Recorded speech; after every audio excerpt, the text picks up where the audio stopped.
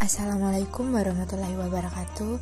Hai teman-teman semua, perkenalkan nama saya Afinata Raika Fadlin dari Prodi Hukum Ekonomi Syariah Universitas Muhammadiyah Magelang. Di video kali ini kita akan membahas tentang metode ijma dan penerapan dalam hukum muamalah. Yang pertama, kita akan membahas tentang konsep ijma dalam usul fikih. Nah, definisi ijma sendiri adalah kesepakatan para ulama dalam menerapkan suatu hukum agama dalam suatu perkara yang terjadi pasca wafatnya Rasulullah SAW. Ijma adalah keputusan bersama yang dilakukan oleh para ulama dengan cara ijtihad untuk kemudian dirundingkan dan disepakati. Hasil dari ijma sendiri itu adalah disebut dengan fatwa. Untuk kriteria ijma itu yang pertama adalah ulama yang melakukan persepakatan adalah ulama mujtahid. Yang kedua, ulama yang bersepakat adalah seluruh ulama mujtahid pada waktu tertentu. Yang ketiga, objek yang disepakati adalah persoalan yang termasuk wilayah ijtihad. Yang keempat adalah ijma dilakukan setelah Nabi Muhammad SAW wafat. Untuk rukun ijma itu adalah yang pertama, harus terdapat beberapa orang mujtahid di saat terjadi peristiwa, dan para mujtahid itu yang melakukan kesepakatan dan menerapkan suatu peristiwa hukum. Yang kedua, adanya kesepakatan seluruh mujtahid di kalangan umat Islam terdapat hukum syara mengenai suatu peristiwa pada waktu terjadinya tanpa memandang apapun. Kesepakatan mereka adalah dengan mengemukakan pendapat masing-masing orang dari para mujtahid itu tentang pendapat atas suatu perkara atau peristiwa. Yang keempat, kesepakatan dari seluruh mujtahid atas suatu hukum itu terrealisir. Untuk syarat-syarat ijma adalah pihak yang melakukan ijma tersebut adalah orang-orang yang telah memenuhi persyaratan menjadi seorang mujtahid. Yang kedua, kesepakatan tersebut muncul dari para mujtahid yang memiliki sifat adil, berpendirian kuat terhadap agamanya. Yang ketiga, para mujtahid yang terlibat adalah yang berusaha menghindarkan diri dari ucapan atau perbuatan bid'ah. Yang kedua, kita akan membahas tentang aplikasi ijma dalam muamalah maliyah.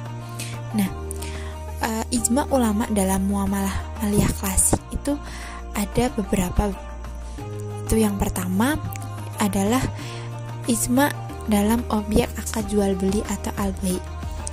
Dari ijma ulama ini sebagaimana yang diinformasikan oleh Ibnu Munzir itu bahwa dalam akad jual beli syarat objek atau barang yang diperjualbelikan adalah yang diperbolehkan oleh syariah atau benda-benda yang diperbolehkan oleh syariah. Dengan demikian, memperjualbeli benda-benda yang tidak boleh diperbolehkan oleh syariah berimplikasi akad tertentu akan batal karena tidak memenuhi syarat dalam objek yang diakadkan. Yang kedua, itu ijma ulama terkait praktik bisnis. Para ulama telah berijma bahwa akad salam adalah boleh, yaitu orang yang menyerahkan barangnya berupa makanan, kemudian di hari yang sudah jelas spesifikasi berupa kualitas, kuantitas, dan waktu penyerahan, kemudian pembayaran baik berupa dinar atau dirham dilakukan secara tunai sebelum keduanya berpisah dari majelis akad, maka hal tersebut adalah diperbolehkan dan akadnya sah. Untuk yang ketiga, itu para ulama telah berijma bahwa sirkah yang sah adalah setiap syari mengeluarkan modalnya baik dalam bentuk dinar atau dirham, kemudian keduanya menyatukan modal tersebut sampai menjadi suatu kesatuan modal. Kemudian modal tersebut dikelola untuk kegiatan usaha. Apabila ada keuntungan dari hasil usaha tersebut, maka keuntungan tersebut akan dibagi menjadi dua, yaitu namun apabila kerugian dalam usaha tersebut, maka kerugian tersebut juga dibagi dua. Maka apabila skema tersebut dilakukan akad sirkah dianggap sah. Yang keempat itu ada ijma ulama terkait akad mudharabah. Para ulama telah berijma bahwa modal akad mudharabah boleh dilakukan dinar atau dirham. Yang kelima, ijma ulama tentang akad ijarah. Ulama telah berijma bahwa akad ijarah adalah boleh. Nah, untuk ijma ulama dalam muamalah maliyah kontemporer itu yang pertama ada ijma tentang keharaman bunga bank. Bunga bank adalah haram berdasarkan ijma ulama kontemporer yang telah diputuskan dalam berbagai konvensi baik skala regional maupun internasional. Hasil keputusan para ulama terkait tentang keharaman bunga bank ini merupakan bentuk ijtihad yang memiliki ketetapan yang berdasarkan dalil-dalil otoratif. Yang kedua adalah ijma tentang keharaman asuransi konvensional. Pendapat para ulama atas keputusan lembaga fatwa baik dalam skala regional maupun internasional bahwa ulama telah berijma tentang keharaman asuransi bisnis di kalangan konvensional. Yang ketiga, ijma ulama mengenai keharaman reksadana konvensional.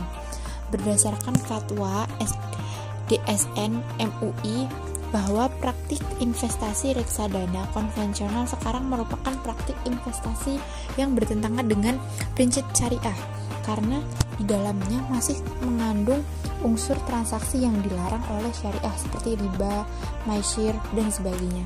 Dengan demikian dapat disimpulkan bahwa praktik investasi reksadana konvensional merupakan hal yang dilarang oleh syariah berdasarkan ijma para ulama. Itulah tadi video presentasi saya tentang Al-Quran dalam pandangan Muhammadiyah. Semoga dapat memberikan wawasan bagi teman-teman semua. Apabila ada kesalahan atau tutur kata yang kurang berkenan, saya mohon maaf. Wabillahi taufiq wal hidayah. Wassalamualaikum warahmatullahi wabarakatuh.